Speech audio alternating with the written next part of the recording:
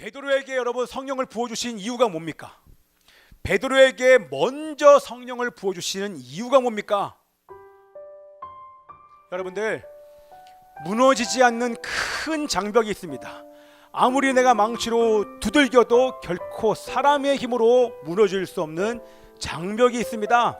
근데 이 벽을 허물려고 시도하는 사람들을 그들은 가만히 내버려 두지 않는 사람들이 있습니다. 그들은 바로 유대인인 것입니다. 할례 없는 이방인들은 절대 구원받을 수 없어.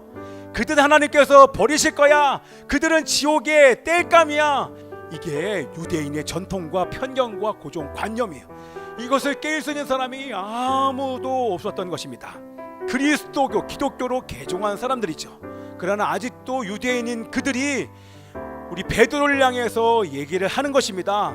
너가 당신이 한 행동은 우린 절대 용납할 수 없습니다. 어떡하여? 부정한 이방인들과 함께 교제하고 식사를 할 수 있단 말입니까? 이게 사실은 옳은 게 아니죠.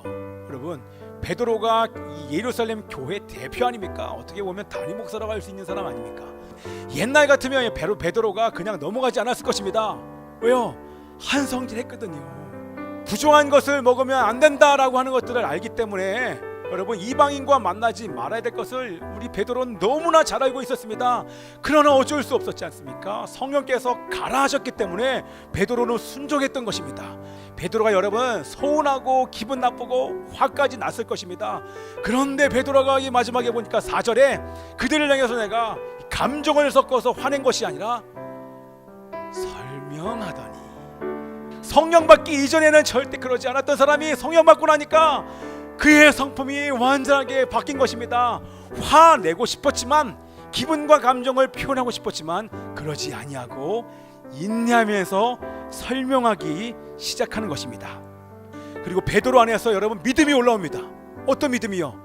성령 하나님께서 나를 변화시키고 이해시켰던 것처럼 저들에게 내가 설명할 때에 성령께서 그들의 마음을 이해시키고 그들의 마음을 바꿔주실 거야 라고 믿고 이 베드로가 설명하기 시작합니다. 자, 15절부터 17절까지는요 10장의 요약입니다.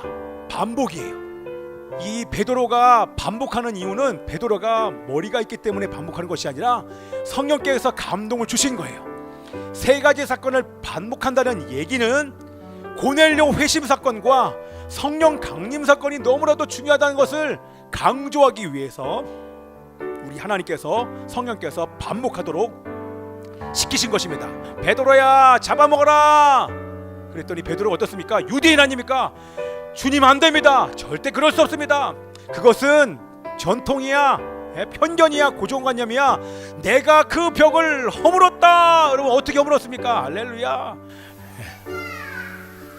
예수 그리스도께서 십자가의 죽으심으로 말미암아 이방인과 유대인 가운데 있었던 큰 장벽, 결코 허물 수 없었던 이 장벽이 깨진 줄 믿습니다. 아멘. 그 얘기는 누구든지 예수님을 믿으면 다 용서받고 정결해지고 구원받을 수 있다는 것입니다.